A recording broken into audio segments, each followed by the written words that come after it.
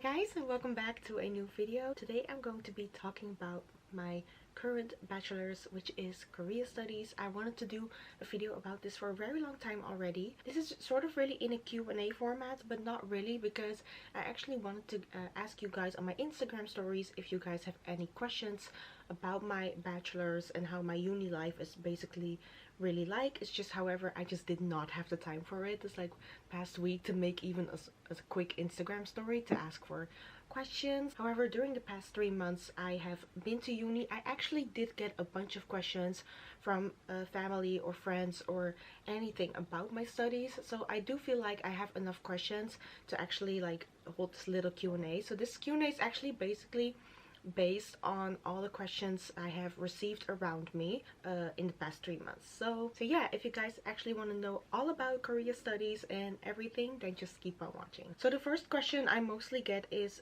what school do you go to? I go to Leiden University, which is in Leiden in the Netherlands. And the second question I also sometimes get is how much is your tuition? I believe that like every college or uni you go to in my country, you all pay like the same type of tuition, because I think it's like decided by law every year, like how much is the tuition. Normally the tuition is 2,000 like euros, something like that. It's something above 2,000. However, since for me this is my second bachelor's, I do have to like pay a lot more. So I basically like pay 8,700 euros for just 1 year, but it's purely because it's my second bachelor's. I really don't know why my country decided to make a law like this, that if you do another bachelor you have to pay a lot more. But yeah, just basically just everyone else like has to pay just 2,000 a year, and I actually have to pay a lot more because it's my second bachelor's. There's like a possibility in my country to like get a student loan, so you can borrow like up to 1,000 euros per month, but it's just I don't do that. I pay everything out of my own pocket, because I also like saved a lot because I had a full-time job. I'm able to afford it. So yeah, it's just, long story short, tuition is actually 2,000, but for me it's just a lot more. How many years is your like bachelor? So my bachelor is actually 3 years. My study lasts 3 years, and then I get my bachelor's. It's also optional to do a master's after that, so you also have a master's of Korean studies, which I believe is 1 or 2 years. So however, even though if this is 3 years, I'm actually not still quite sure if I actually do want to complete the 3 full years. Well, don't get me wrong, it's not that I don't want to, it's just if I want to I can, like at least I hope. But it's just, since I already have a bachelor's degree, for me personally I don't really see like a very big deal to actually get this diploma or not. Like I get it for like lots of people in my year who go to uni for the first time, and this is actually the first thing they wanted to do right after high school. I do understand that like the pressure to get a diploma is actually higher, but since I already have a degree I don't really feel that. So I personally feel like if I would like not finish the full 3 years, it wouldn't be like a very big problem, since I already have a degree to fall back on. So that's why I also saying I'm not really completely sure if I would complete the 3 full years. However, I do really want to pass my first year. Also, a lot of questions I actually got from people who aren't really familiar with the Dutch school system is how do admissions work?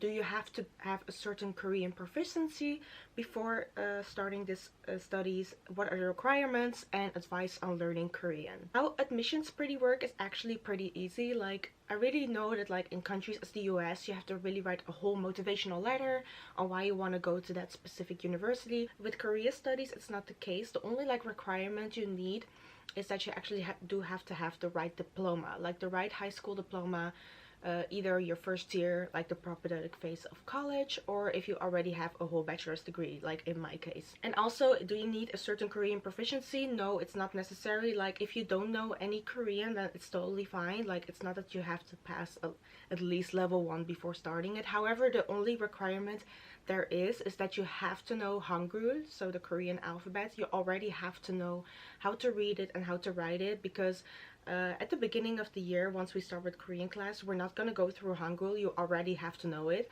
So they also say it like if you don't know Hangul, you're really gonna have a hard job to keep up with the class. So that's, I think I would say, the only like Korean proficiency you already have to have is to know Hangul. I strongly recommend to also do some self-study if you're actually gonna do this course and you want to do it. Like I could recommend doing some self-study, like for example Talk to Me in Korean. It's also very nice. Or if it's able to follow a Korean language course, like even within your country or even in Korea, because I also have some classmates who actually did a Korean language course in Korea. Another question I actually did receive is, do you think it was a good idea to start another bachelor's despite having one already? I would personally say yes and no. Like, my decision to start another bachelor did really have its pros and cons. So I would say yes, because I was always like quite passionate about Korea. Knowing there was a whole like bachelor's dedicated to it, I really thought it was very interesting. So I really, just the idea of doing Korea studies had been on my mind for ever since I really graduated college, really, which has been 3 years ago for those who didn't know. So basically I would say yes, because I've always been like pretty much interested in Korea. And at the same time I would say no, because it did have to mean I did have to quit my job, even though it was like a mix of quitting my job myself and the fact that the project was getting discontinued. It was also a pretty much good timing. So the only con that there was here is like I wouldn't have a job anymore. I wouldn't have a full-time stable job anymore, and that means I also wouldn't have time to practice my job as a social worker anymore. It is actually a full-time bachelor's. There was unfortunately no part-time option available, so yeah, that means I did have to quit my job. But also at the same time, I really feel like if I did not do Korea studies just for the main reason that I wouldn't have a job anymore, I really was scared I would definitely regret it like later in the future. Someone also asked this question. I thought it was very interesting. Are you able to balance uni and like your own life, really, like balance school and private life, and is it what you expected, and how do you plan and organize? I do have to say, in the beginning it was like quite hard to balance it, because like I said, I haven't been to school in like 3 years. I was totally like used to a whole life where I would just work full-time, go home, and just basically do my own thing and have a social life, because I didn't have things like homework or exams or anything. So that was just like I went to work and went home, and that was pretty basically like my life. So I really had to feel like I had to adjust it again, and especially since I haven't been to school in 3 years, it was like quite hard, because I really had to get back into that routine of being a student again after a long time. However, I do have like found a way of planning now, which I am very happy with, even though it's like quite busy. But it's just, if I very slack in my planning and don't do anything, I'm just gonna fall behind a lot, and I really don't want that. And also, like, since you guys have noticed, if you watched my channel, I've been quite consistent with uploading videos since like this year, really, and I really also wanted to keep up with that. I didn't want to like neglect making content because of uni, so I also do really like have a great planning that balances making videos and upload at least 2 times a week, and also like have time to do all my homework. And actually how I plan and organize, it's just I do also everything in my bullet journal, and I also use Apple Calendar to plan everything by the hour. So I use bullet journal to write down all my daily tasks and what I have to do, and also my Apple Calendar, which I actually like plan within the hour. Also in my Apple Calendar is my school schedule, so I see like what time, what classes I have, so I can also like plan around it, everything. So that's basically how I plan, and I really find it has been working very well for me.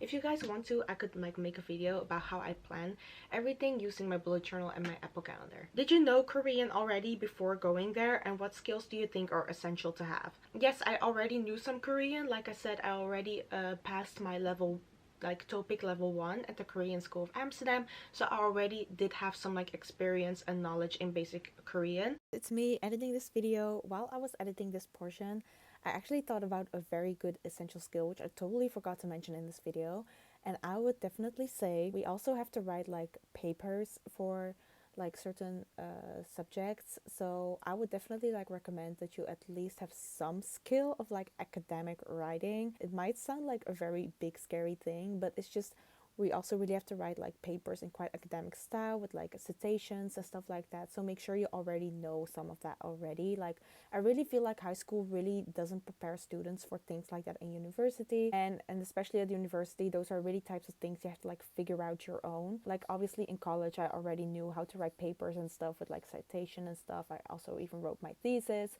So I actually all know about it. So that was like really in my benefit for this studies. So if you haven't looked into it yet and you want to do the studies, and I think it's like for lots of university studies, is like really look into academic writing skills. There are also like lots of videos about it on YouTube. So I would say that's also a very good skill, which is essential to have.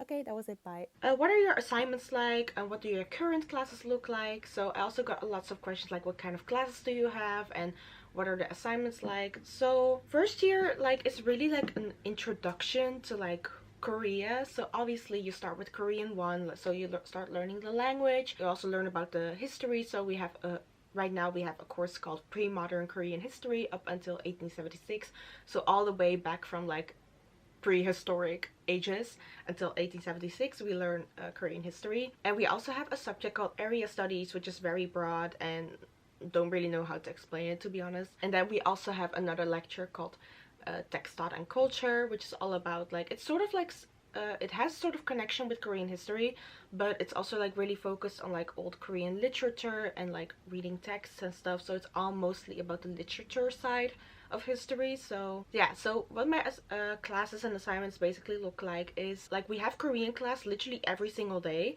Like we have 4 interactive classes and then 1 lecture of Korean once a week. So we basically do have Korean every day. We also have a vocabulary test every Friday for Korean. So we have to learn like 60 vocabulary words by heart for a test, and you have to like ace them, obviously. But it makes it like quite busy because you literally have to learn those words every week. We also get homework, as in we have this workbook and we have to make all the assignments in there, and then we get a stamp, which are also like a requirement for doing the final exam. So we also have to do homework for that. And basically for the other lectures, it's just preparing for the lecture every week by reading all the readings. Sometimes I don't really do a good job with that, if I'm very honest with you. So that's why I said like make sure you keep up with all your readings. And yeah, and we also have had to write an essay for pre-modern Korean history, and also this week I had to hand in an essay for text, thought and culture. And sometimes for area studies we also have like little like small assignments and stuff like that. What is your dream job and plans after university? I always really find those questions so hard to like answer. Like literally, if someone would ask me where do you see yourself in 5 years, I literally answer like I don't even know where I see myself tomorrow, let alone like 5 years. So sometimes questions like these are quite hard to answer, but I will like try my best to like answer this. Like obviously I do want to do something with Korea, or else I actually wouldn't have chosen to do another bachelor's. So everything I like, if I see myself end up having a very great job or something like that, I do want to have something with Korea related.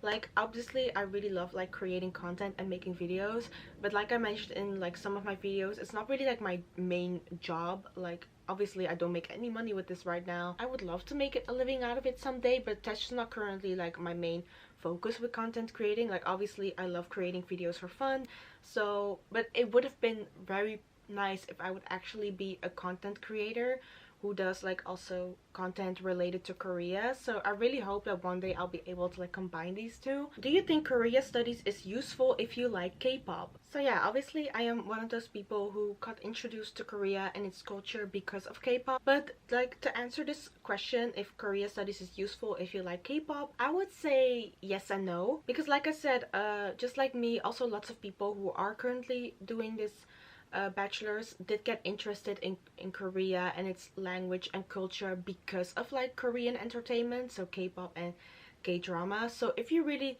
feel like you are genuinely interested in Korea and learning the language and learning all about the culture and history, I would say yes. But at the same time, I really do have to say no. if you just come there purely for K-pop and you're not really interested in any other like history or culture, then I would say don't do it. What job can you pursue after the studies? Like, this is a question I got a lot, and I really like try to do my research and my best to actually like answer this question for you guys. It's just with Korea studies, you learn all about the language, the history, and the culture, like I said many times. So you're actually like becoming a Korea expert. So since you are like quite, like, I wouldn't say that you're 100% fluent in Korean after doing the studies, but you do already sort of have a very academic proficiency in Korean. So you could also like work as an interpreter or something like that for Koreans. So you can also like do something like that. You can also obviously work for the Korean embassy or the Dutch embassy in Korea, or you can also like work for like certain companies like Hyundai and something like that. So you can also work for like Korean companies, and there are also like sometimes, for example, if there's a Dutch company who wants to work with Korean companies, you can sort of be like a sort of mediator and something like that, if I can like explain it well. So people who can like advise Dutch companies is like, oh, in Korea it's like a tradition or culture or everything like to do this. I know this still may be a very vague explanation of what exactly you can do with it. There are actually just pretty much different jobs. It's just hard to imagine at the same time. And the final question I want to talk about is, in what language is your course, and is the course suitable for international students? So Korea Studies is actually a Dutch course, so basically the majority is actually in Dutch. So the only like sub courses we get in English are Korean, obviously, because we actually, our teachers are fully Korean. Like, obviously they don't speak Dutch, so we do communicate in English. And yeah, also area studies is in English, because area studies is not just for Korean studies, but just for all the Asian studies at Leiden University. And there are also some internationals there as well, hence why area studies is in English. So I would say it's not really suitable for international students because the courses are mainly in Dutch, and all the essays we had to write them in Dutch. So literally, basically the only course where you do everything in English is Korean. Yeah, so that's why I would say it's unfortunately not suitable for international students. So if you are want to do Korea studies at Leiden University, you actually have to speak Dutch. So yeah, that's basically really the thing. So yes, that was basically everything I wanted to talk about Korea studies, and it was sort of like my little Q&A really. So I really hope that like I could explain everything well about what I do at university, and this video was also probably maybe very helpful for you if you actually, like, as a Dutch citizen then, like consider to do this studies. So I really hope I helped you with that. So yeah, thank you guys so much for watching. I love you guys. Give it a thumbs up if you liked it, and of course subscribe, and I'll see you next time in a new video. Bye bye.